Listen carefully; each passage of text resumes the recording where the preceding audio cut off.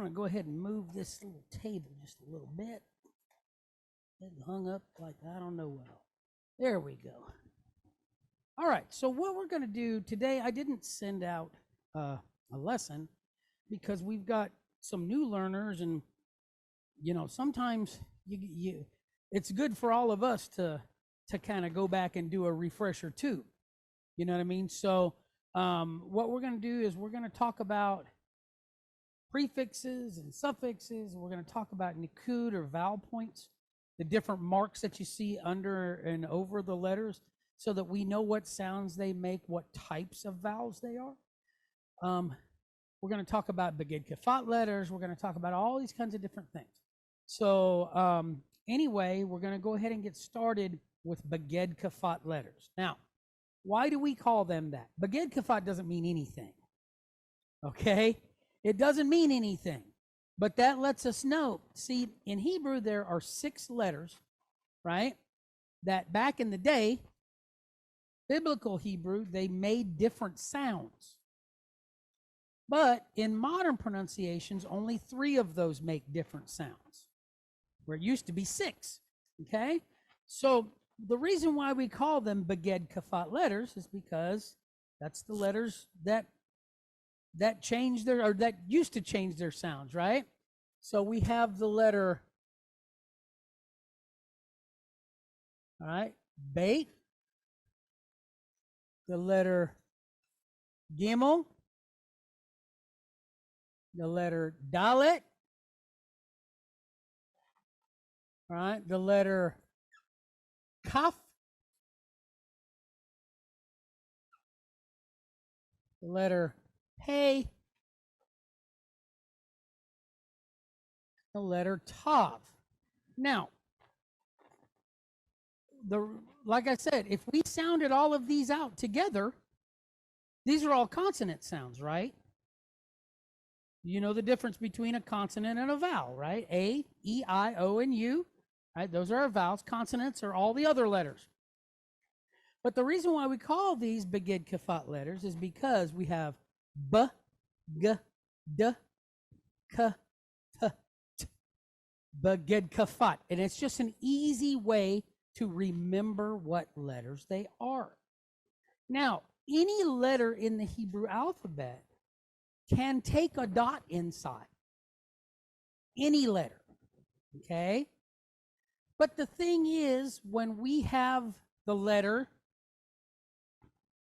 these make different sounds when they don't have a dot inside of them, okay? For example, when this letter here has a dot inside, it sounds like the letter B, B.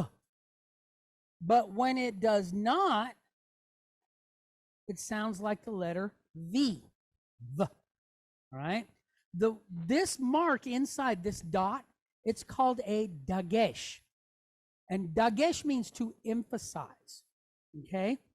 So, when it does, like this letter here, when it does not have a dot, it sounds like a V, V. But when it has one, it sounds like a B, B. You hear the difference between V and B. V is a soft sound, where B is a hard or a emphasized sound, a strengthened sound, if you will. Okay, so that's what that, when you add it, it adds emphasis, and it makes it a harder sound. Okay, so gimel, back in the day, it didn't sound like the g as in the word gum, right? It was actually a sound way back here in the throat, and it's very difficult to make. So they got rid of that sound because it was very hard for non-native speakers to make it, okay?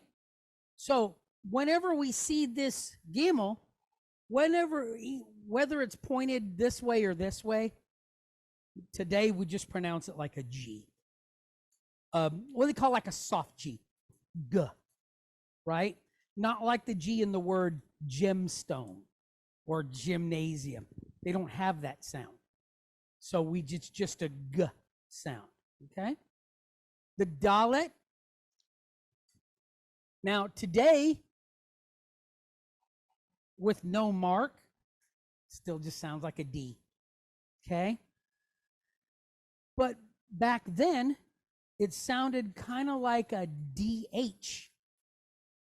Right? There was an aspirated sound at the end of it, and it made it softer. But then when they put the dot in, it was just like you're slamming the door. You know what I mean? Just boom, just cut it off. All right? Now, this guy here,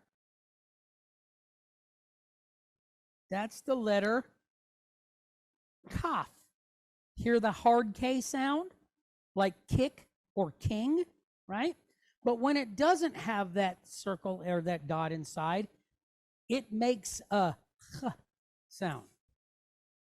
Like you got something stuck in your throat. You know what I mean? And that's that soft K.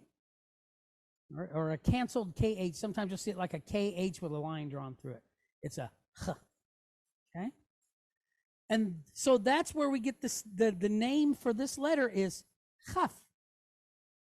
But when it has the dot, it's Kaf. Hear the difference? Chaf versus Kaf. Chaf, Chaf, and Kaf. Hear the difference between the two? One is softer, one is more emphasized. Okay? This guy here, all right, this, when it does not have a dot inside, that is the letter Fe. Fe. Like an F. But when it does have a dot, it's called the letter Pe. Okay? So you have Fe and you have Pe. Okay? So when it has no dot, it sounds like an F. When it has one, it sounds like a P. Okay? And even the word Pe, it means the mouth. Okay? So you have Fe and Pe. All right, now what about this guy? That's the letter Tav. Okay? And this is another one of those ones that doesn't change its sound anymore. Just sounds like a lot of people say, well, why do you have a tet and you have a Tav? They both sound like T. Yeah, why do you have a C, right? Why do you have a samek and a scene, right? A lot of people will ask questions like that. Well, the reason is because biblically they sounded different. Okay? But they don't anymore. They did that so it would make it easier for people who are non-native speakers. Yeah. No, they don't have any different meanings. The meaning is the same. It's just the dialect. It's just the pronunciation. Okay?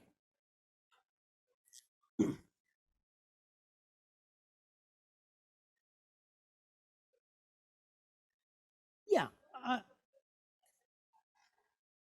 So that, and Kim's absolutely right. You will have words that sound the same, right? But you have to know the letters that are being used to spell them. Or if you're using them in a conversation, then you take the context of the sentence and that tells you which one you're looking at.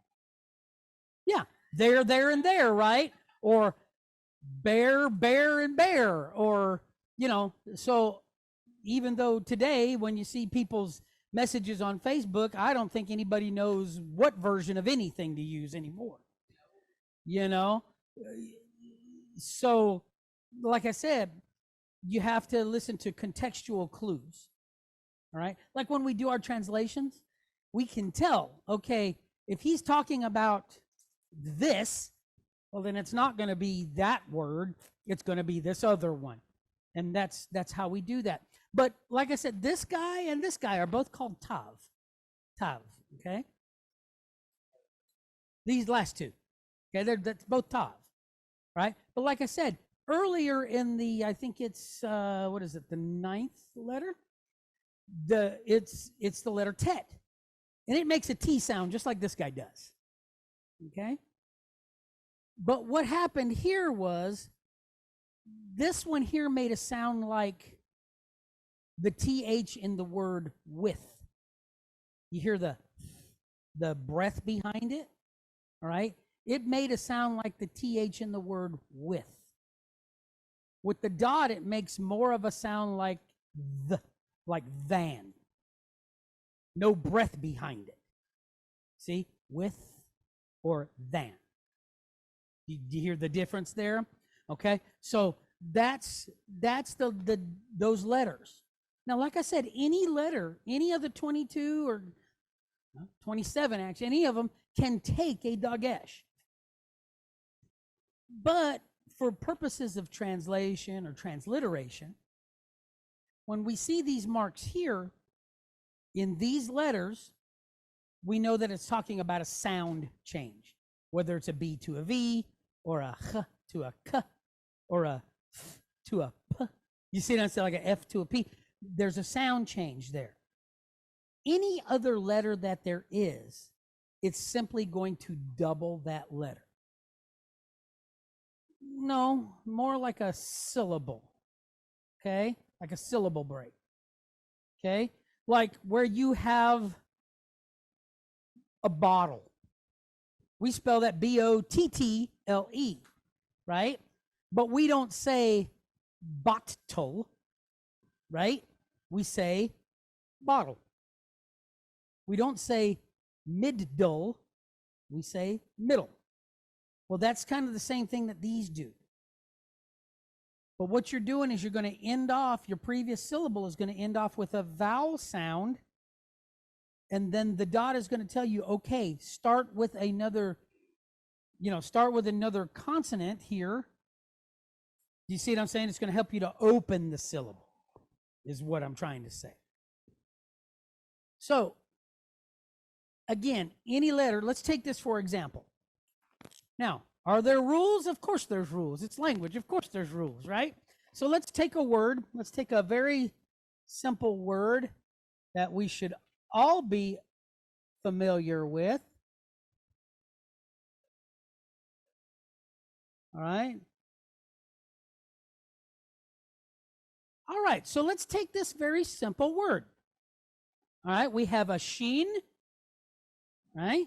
We have a sheen, we have a bait, and we know it's bait because why? It's got a dot inside, okay? That's what we call the baby in the house. The bait is symbolically, it's a house or a dwelling place, so there's a little baby in it, okay? And even the word bet is very close to the word bayit, which means a house, okay? And then we have the tav.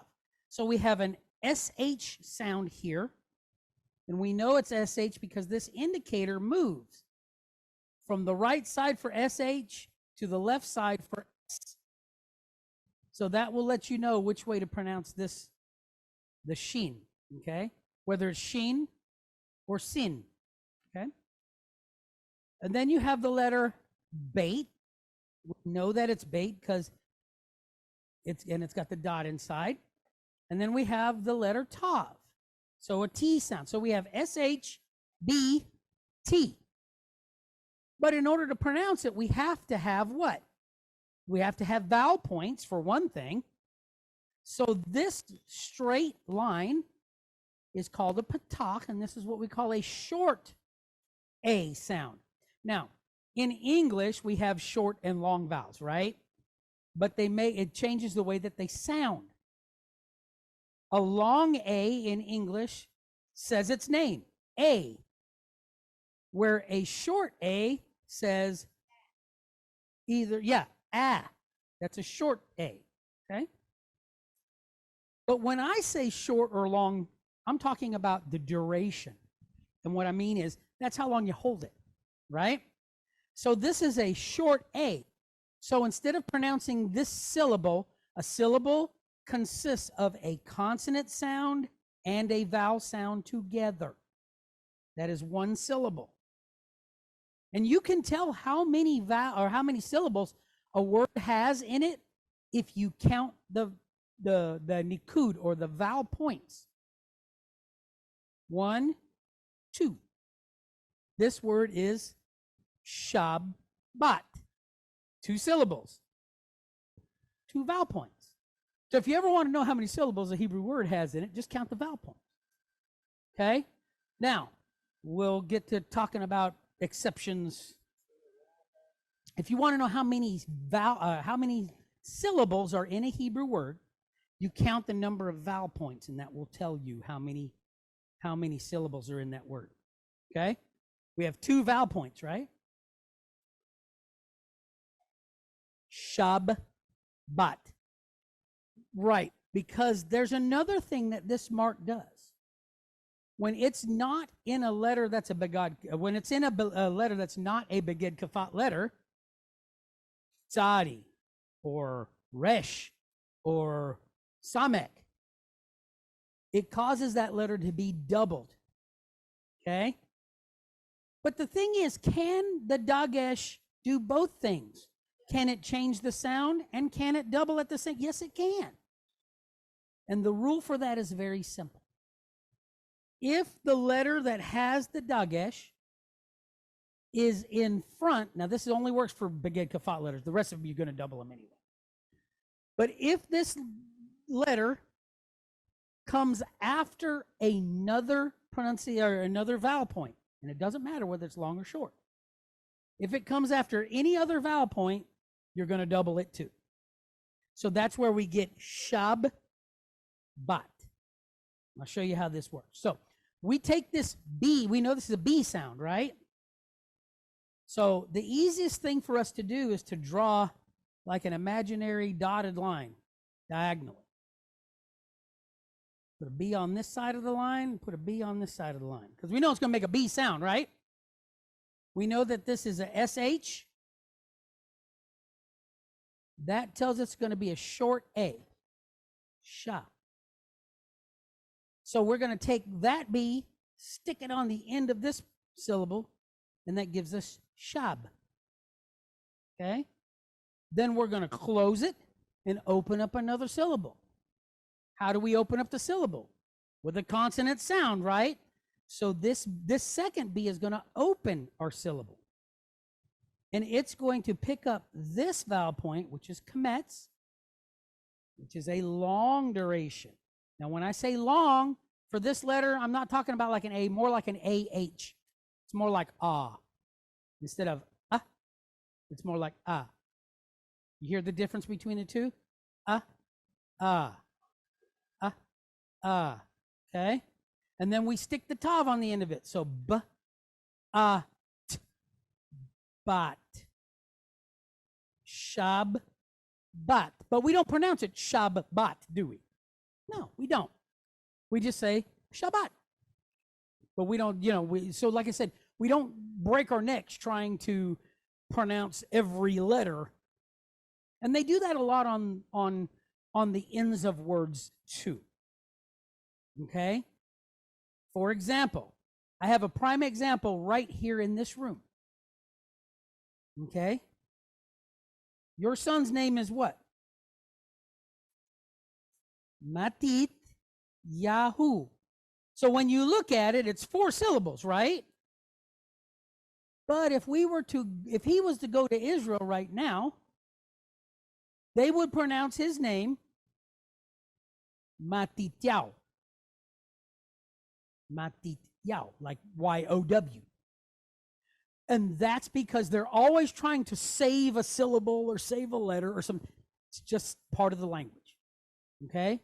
So we look at Elijah and we say Eliyahu, but if you asked it over there, his name would be pronounced how? Eliyahu. Eliyahu. Doesn't change the meaning, it's just the pronunciation of it. See what I'm saying? It doesn't change what it means, it just changes the pronunciation. Okay? And that's a big way that they know that we're not native speakers, is because we don't use those verbal clues. We don't, because we're not our native language. Okay?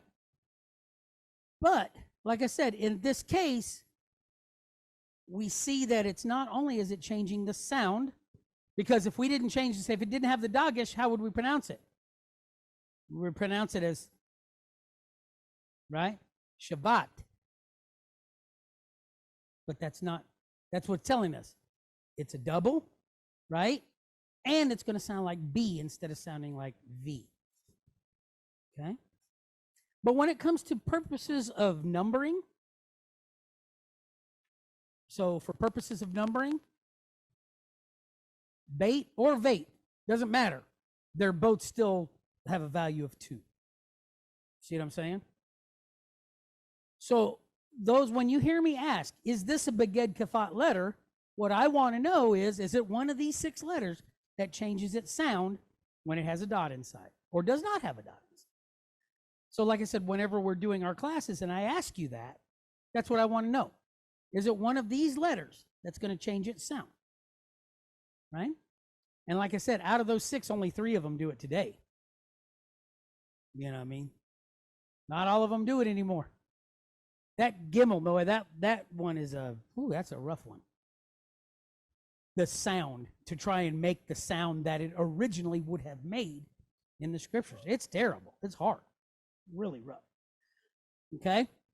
But anyway, like I said, that's just an example of how this works. Okay? So there's one letter in the Aleph Bet, right, that is a trickster.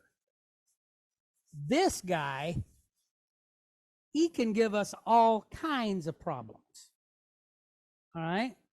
He'll give us all kinds of problems when it comes to pronunciations of things. All right? He can make all kinds of different sounds. This one letter. So we have to take contextual clues from the rest of the letters in our word and even in our sentence to know how we're supposed to pronounce this guy. Okay? So we're going to talk about him. I'm going to draw him up here on this board, okay?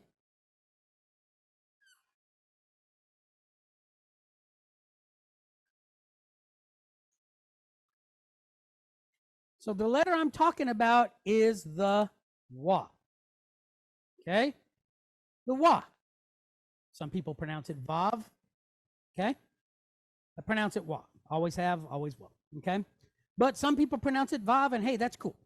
Whatever you want to do. It's good. Good. So this guy is what they call a consonantal vowel because he can be used as either one. Sometimes he sounds like a V, sometimes he sounds like an O, sometimes he sounds like a W, sometimes he sounds like 2 E's. He can have all kinds of sounds. That's right. Thank you, baby. I appreciate that. Thank you so much, Adriel. I appreciate that. I'm doing a good job for you. Thank you. So this guy, like I said, sometimes he changes his sound. So here's what we're going to do. We're going to take a look at some of the different cases and the different sounds that this guy is going to make. So at the beginning of a word, unless he's in front of a bait, a mem, a lamed, a kaf, he's going to sound like a V. Okay? But if he's in front of those other letters, like I was telling you, bait, kaf, lamed, mem, nun, he can sound like a U. All right? But you'll know by his marks what he's got. So let's talk about this guy. So here he is. So I want you to imagine like this is like a little person. You got a head here and you got his feet down here. Okay? So he's thinking about some stuff. He's sitting there and he's thinking, and he's reading the Psalms and he's feeling good, and he's thinking, I wonder if my Abba loves me. And then he thinks to himself, sure he does. Look at all the things he's done. So he gets an idea. You guys ever seen one of these before? Doesn't look very good. He gets a light bulb, right? Like he gets an idea. Oh, wow. Now I understand. So when you see this fellow with a dot over his head, it's like he's having an idea. And he says, oh, I understand now. Have you ever done that? You're looking at something and you go, man, I just don't get it. And then all of a sudden you're like, oh, I got it. Same kind of a thing. He's saying, oh, I understand completely now. Well, when we see this fellow and he has a dot over his head, he's going to say, oh. So he's going to make an O sound. Isn't that neat? Here's another thing that he's going to do. So now he's had this great idea. And he says, man, I use so much brain power, I'm really hungry now. I'm starving. I'm going to the hamburger place. So he goes to the hamburger place and he gets him a bacon double cheeseburger. You know he ain't supposed to be eating that bacon, right? But he goes and he eats that bacon cheeseburger. And right here, so if this is his head and this is his feet, what is this area right here? This is going to be like his tummy, right? Imagine if he had hands. This would be about where his tummy is. So he eats a bacon cheeseburger, and boy, it's just like in the book. It tasted good in his mouth, but it was bitter in his belly, right? So he eats it.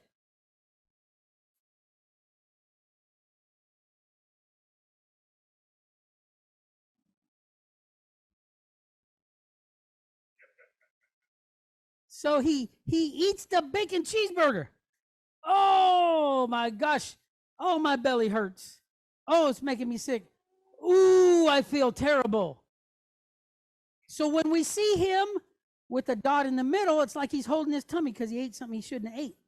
And he's saying, ooh, I feel sick. Ooh, I need some Pepto. Ooh, I should never eat a bacon cheeseburger. That's what he's, so when we see him and he's got a mark here in the middle, he's saying, ooh. So he sounds like a U sound, right? So again, first he sounded like an O. Now he's sounding like a U. Well, later on, he leaves the hamburger place, right? And he makes it home and he's like, oh, I feel, I felt really bad. I feel a little bit better, but I should never eat that again because that's not good for me. Yahweh said, don't eat it. And I ate it and it made me sick. I shouldn't eat that. So as he's standing in his kitchen, a little mouse runs out.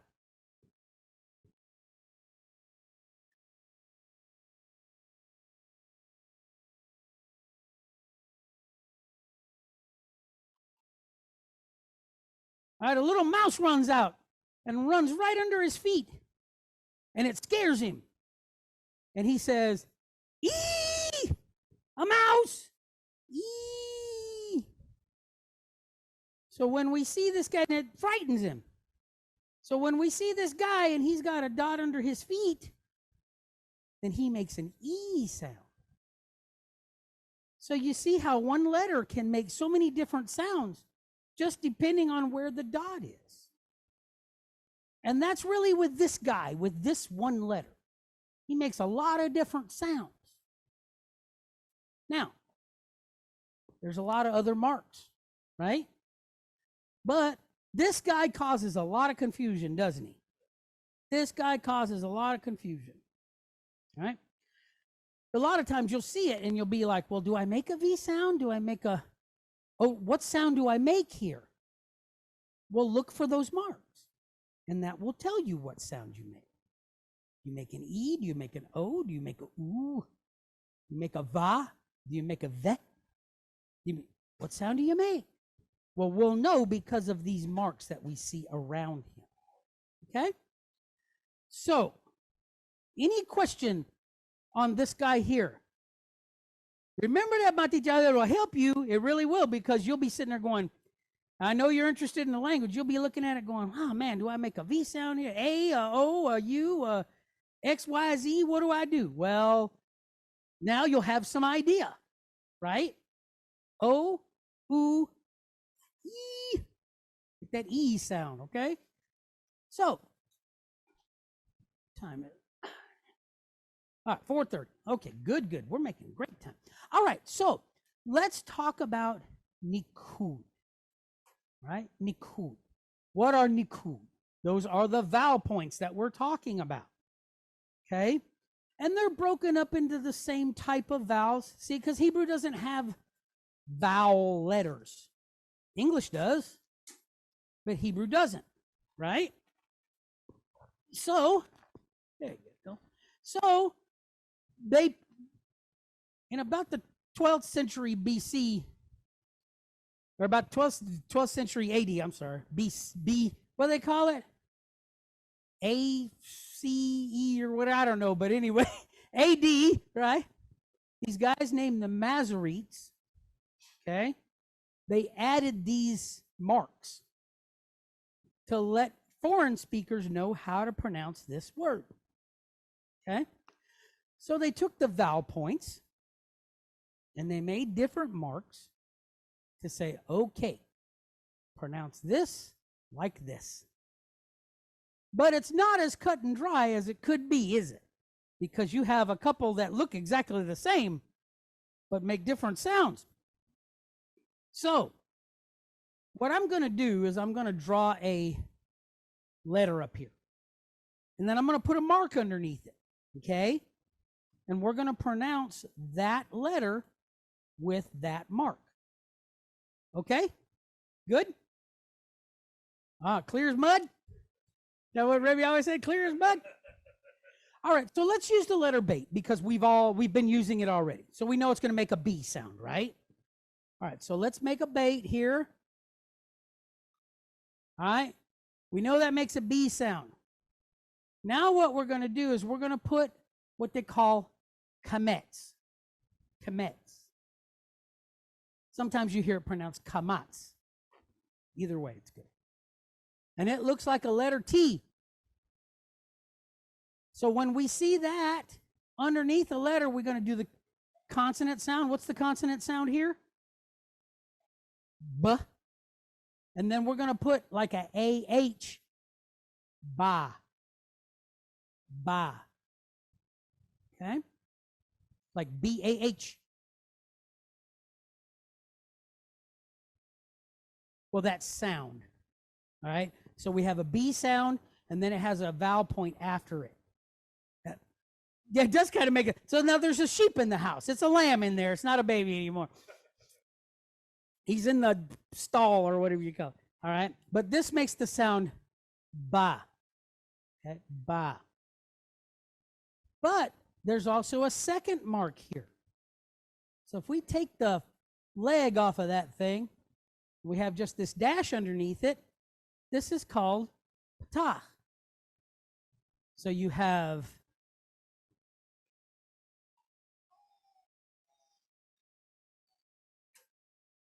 kamats. Kamats. Looks like a T. Then you have patah. And it just looks like a minus sign. Okay? So kamats looks like a T, patah looks like a minus sign. So what's the difference? Just how long you hold this down. So instead of ba, now we have ba. Real quick, real short. Okay? Ba. What'd you say, you troublemaker?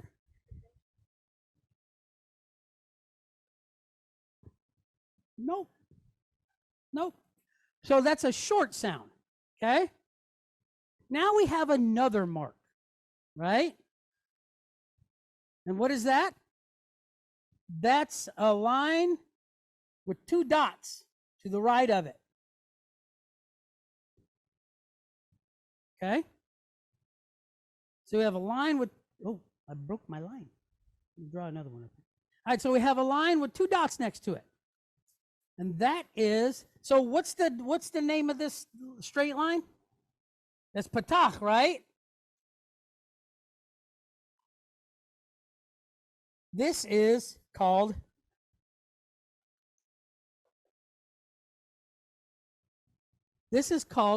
katef patah. And for all intents and purposes, it makes the same sound as this one right here. So why do we have a different? I know. I'm the one teaching this class. I know. No, it's not to confuse you. The katef patah is only for use under guttural letters. So, what are the guttural letters in Hebrew? I'm going to show you. So the first one is this guy right here. That's our first guttural letter. Aleph. Okay? That's our first guttural letter. Then we have this guy. Ayin. That's a guttural letter. Then we have this guy. That's right, Adriel. It's hey. You got it right. Good job, baby. So we have the letter hey. That's a guttural. We also have the letter het. That is a guttural as well. These two look a lot alike, don't they? Except for this one's just not attached at the top. Okay? So these guys are what you call the weak gutturals. And these guys are what you call the harsh gutturals. Okay? There's one more letter that can take this mark. And that's this guy right here. The resh. Resh is seen as a gut. It's kind of like what we said, A, E, I, O, U, and sometimes Y. Well, the resh falls into that whole sometimes Y category. Okay? So this guy can take this mark. Right? These four letters can also take that mark. But those are the only 5 letters that can have that. So if you see a letter other than those 5 that have that under, that have it under them, it's wrong. Okay? These just hard and fast grammar rules there. Now we got one more. Kim's favorite mark.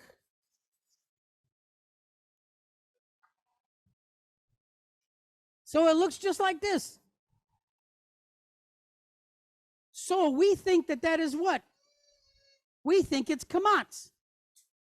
But it may not be. Because even though we know kamatz sounds like an A, this could be another mark called a kametz ketuf. Kametz ketuf sounds like an O. So how do we know the difference? Kim, you want to explain it? She hates this letter. She hates this letter or this mark. Okay. If this mark is under a closed, what do I mean by closed? I mean a syllable that ends in a consonant sound. So let's do this. Let's use this little short word here. Okay? Now, if it had this mark under there, if we had this mark under there and we saw this, how would we pronounce it? Our brain would say k-al, call, because we would think that that's kamatz. Yeah, like call on a phone, okay?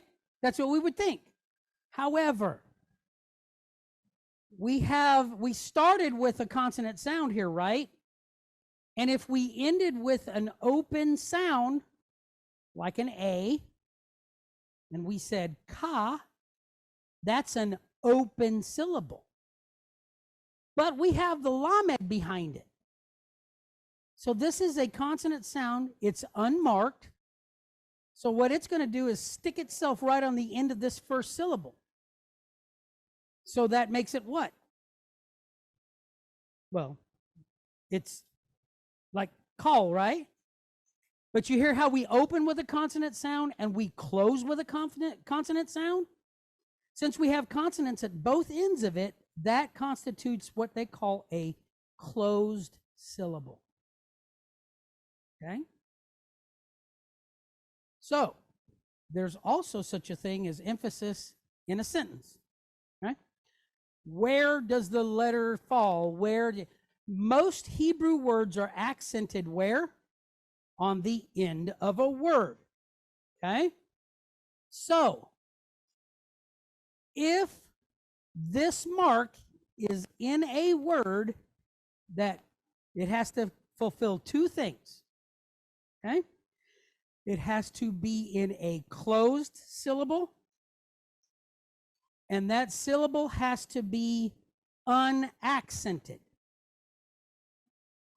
So if it's at the beginning of our word, that's a closed syllable, and it's not accented because it's not at the end. So that could very well be, instead of kamatz, it could be kametz ketuf. It could sound like an O. And in this case, it doesn't say kal. We read it as kol. Okay, kol, which means all, right? Now, remember when we were talking about letters that or words that sound the same, but they use different letters? Let's take a look at that, right? So what about this? So we already know this is pronounced how? Kol, right? Kol. Now, what if I did this?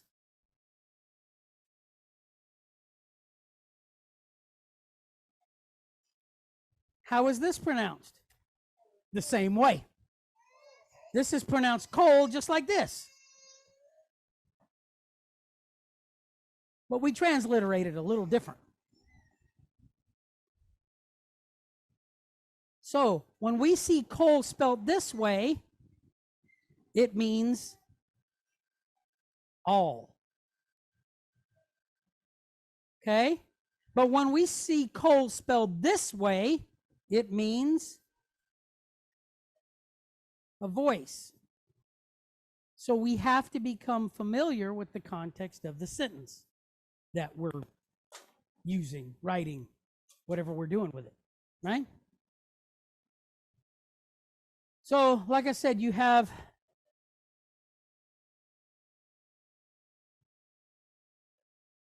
kametz ketuf, and that makes an O sound. Okay? So, any question on these marks that we've talked about?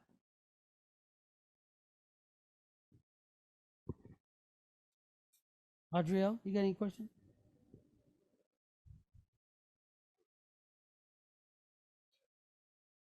Right. The kol in the name here, right? Mishkan means like a tabernacle. Rock means like simply. Well, actually means simply. Okay. And then it can mean alone as well. Okay. Rock by itself. Lone. Right. And then kol, voice. Because you remember it used to be just a voice tabernacle, right? So what the Mishkan Rock Kol, what that does is that gives us like what it says in Isaiah. It says like the voice of one crying in the wilderness. Okay. So that's where we get it. We're basically the tabernacle of the lone voice, or the voice of one crying in the wilderness. So that's where that comes from.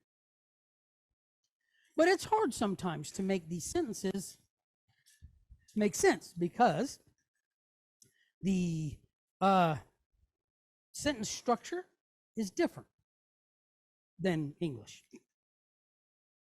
But if you can speak Spanish, or if you can at least understand it, you'll find that they're exactly the same. All right, the vowel sound, right? They're all the same. A, E, O, U. They're all the same. The sentence structure is all the same. All right? Noun adjective agreement is all the same. You see, so if you can speak Spanish, you got a leg up on Hebrew. Because they're both Sephardic languages. So they're both structured exactly the same way. Okay?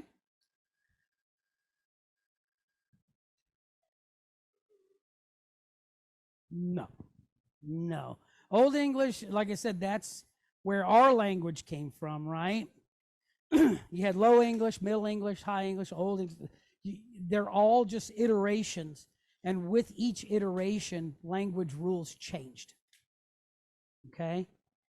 Like back in the day, if there was an E on the end of a word, you pronounced it. Right?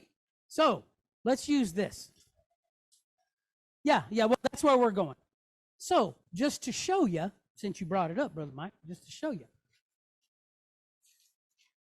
All right, so you see in the cartoons or in the old books or whatever, right? And you would have this.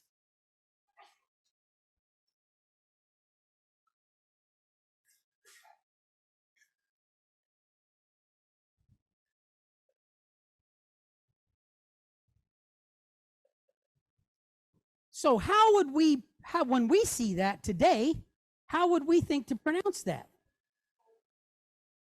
Ye old shop, right? You know, you see this like a Bugs Bunny cartoon and he goes back in time and he's fighting with the pilgrims or whatever, you know. And we see this ye oldie shoppy. Well, we say old shop, we would, but if we were speaking that language during that time, we would pronounce the E's on the end of it. So we would say ye, let me do this. So you would have oldie, shoppy, but you see this letter here? This is not a Y. It looks like a Y, kind of. And in fact, it's where the Y came from, right? That's because it's a holdover, right? It's a holdover from Nordic languages called a thorin. Thorin looked like that. And it made a TH sound. So that still says the. But now we have two letters that we use to make the sound of one letter back in the day. So that would be the oldie shoppy. And that's how it would be pronounced back in those days. But we dropped that. Just like when you saw something that was written back in colonial times, right? And you had an S, and then you had a thing that looked like an F after it. That was just another S. But the grammar rules at that time said that if you had two S's that followed one another, the first was a short form, the second was a long form. That's it. Still made an S, double S sound. So language is a fickle mistress.